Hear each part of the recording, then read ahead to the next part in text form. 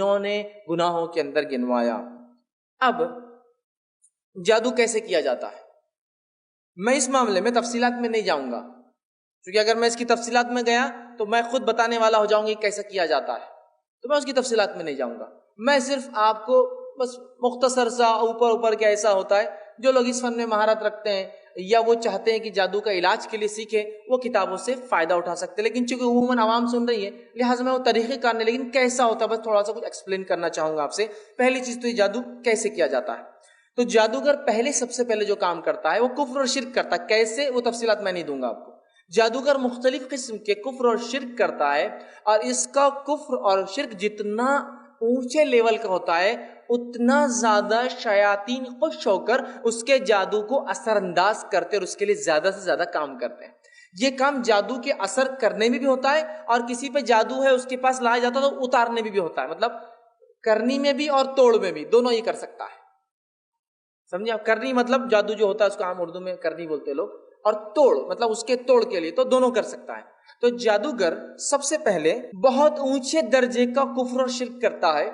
جب وہ اپنے کفر اور شرک میں بڑھ جاتا ہے، اور جتنا زیادہ بڑھتا ہے اتنے بڑے لیول کے شیاطین اس سے خوش ہوتے ہیں، اور خوش ہو کر اپنے چیلے چپاٹوں کو اس کے حوالے کر دیتے کہ جاؤ اس کی مدد کرو جب ضرورت پڑے تو، اور پھر دونوں کے اندر ایگریمنٹ ہوتا ہے، بانڈنگز ہو جاتی ہے، ایگریمنٹ کرتے ہیں۔ اور بہت سارے جن اور شیاطین جب ایگریمنٹ کرتے ہیں تو وہ بہت خطرناک ایگریمنٹس ہوتے ہیں، یاد رکھیے، جو وہ کروا کے لیتے ہیں کہ اگر تم چاہتے ہو کہ ہم تمہارے لیے کام کریں تو یہ کفر اور شرک سے تو ہم خوش ہوئے، لیکن اس کے علاوہ بھی تمہیں بہت ساری چیزیں کرنا ہوں گی، جیسے کہ اللہ رحم کرے اپنے پہلے بیٹے کو ذبح کرنا پڑے گا ہمارے لیے، تمہیں جانوروں کی قربانی دے کر اس کو لا کر وہاں اس جگہ پھینکنا ہوگا جہاں ہم چاہیں گے، اسی طرح تمہیں اپنی بیوی سے فلاں دنوں تک دور رہنا یا اس کو ہمارے لیے پیش کرنا ہوگا، اس پہ اس کو راضی ہونا پڑتا ہے۔ اسی طرح تمہارے بال جب تک کالے رہیں گے، جب تک ہم اثر میں رکھیں گے، سفید ہونے کے بعد تمہارا اثر ہم ختم کر دیں گے، جب تک پچھلی داڑھیں تمہاری سلامت ہوں گی ہم اثر کریں گے، دانت جھڑ جائیں گے تو ہم تمہارا کام پھر نہیں لیں گے، اسی طرح جب تک ہم تمہارا کام کرتے رہیں گے جب تک تم کو اولاد نہیں ہونے دیں گے ہم، اگر وہ منظور کرتا ہے تو اس کی اولاد کو پیٹ میں مارتے جاتے ہیں ہر بار، تو وہ بہت زبردست ایگریمنٹ کرتے ہیں اور بہت سارا دنیا میں بھی اس سے لے جاتے ہیں، اور آخرت تو اس کو بھیکاری بنا ہی دیتے ہیں، دنیا بھی جاتی ہے۔ تو جادوگر سب سے پہلا کام یہ کرتا، ساحر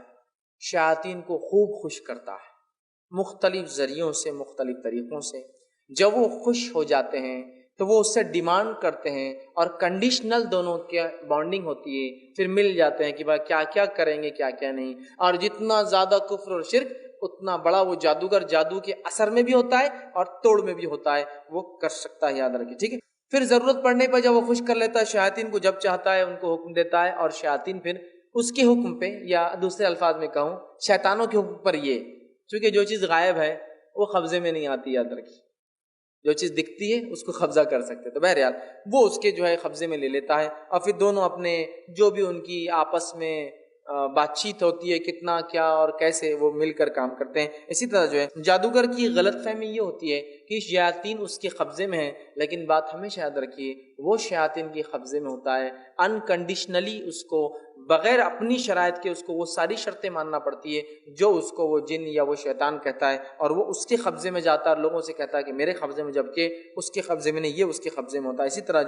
جن ایک آزاد مخلوق ہے، اس کو اپنے تابع یا قبضے میں لینا شرعاً درست نہیں ہے۔ یہ صرف سلیمان علیہ السلام کا معجزہ تھا کہ اللہ نے آپ کے ماتحت کافر جنوں کو بھی کر دیا تھا، اور اگر وہ نہ مانتے تو ان کو سزا دی جاتی تھی، اور نبی اکرم صلی اللہ علیہ وسلم، صحابہ، تابعین، تبع تابعین، امام سلف صالحین سے کسی سے بھی جنوں کو اپنے پاس رکھنا یا ان سے کام لینا ثابت نہیں ہے۔ اسی طرح رسول اللہ صلی اللہ علیہ وسلم نے کبھی کسی جن کو قبضے میں نہیں لیا۔ اگر یہ جائز اور حلال ہوتا تو ضرور کیا تھا۔ ابوبکر صدیق، عمر ابن خطاب، عثمان ابن عفان، علی بن ابی طالب رضی اللہ عنہ اجمعین، یہ صحابہ نے کبھی نہیں کیا۔ 1,50,000 کے قریب صحابہ کی جماعت میں سے ایک کے پاس بھی جن قبضے میں نہیں تھا۔ اس کے بعد تابعین اور تبع تابعین میں سے کسی کی کوئی روایت نہیں ملتی کہ ان کے پاس جن قبضے میں تھا اور اس سے وہ کام لیتے تھے، اچھا ہے کہ۔ اسی طرح اماموں میں سے چاروں امام جن کو بہت معروف اور مشہور مانا جاتا ہے، امام ابو حنیفہ کے پاس کوئی جن ہونے کی دلیل نہیں ہے، امام شافعی کے پاس کوئی جن نہیں تھا کہ وہ تابع رکھ کے اچھے اور برے کام لیتے تھے اس سے، سمجھ رہے ہیں؟ مطلب ہوتا ہے جیسے یہ کہہ رہے ہیں ہم اچھے کام کرواتے ہیں، تو یہاں بڑے بڑے امام ہیں، ان چاروں کے پاس نہیں تھا۔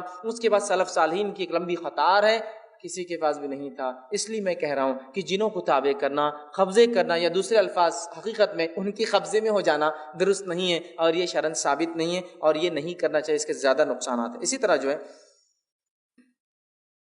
جادوگر جادو کرنے کے لیے مختلف طریقے اختیار کرتا ہے اور وہ ویسے ہی طریقے اختیار کرتا ہے جیسے اس کا شیطان اس کو ڈکٹیٹ کرتا ہے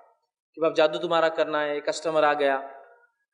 جو پریشان ہے، اب وہ ڈکٹیٹ کرتا ہے کہ دیکھو اس کو یہ بولو، ایسا بولو، یہ کرو، یہ منگواؤ، یہ کٹواؤ، یہ کھلاؤ، یہ کاٹو، یہ چپکاؤ، یہ دو، یہ کفر کراؤ، یہ شرک کراؤ، اتنے دن وہاں جا کے یہ کرو بولو، فلاں کرو، تو پھر ہم اس کا کام کر دیں گے. اور ان کا اصل مقصد شیاطین کا کیا ہے؟ میں جنوں کی حقیقت میں یہ بات رکھ چکا ہوں، جنوں کی دنیا میں شیطان کا حقیقی مقصد ہے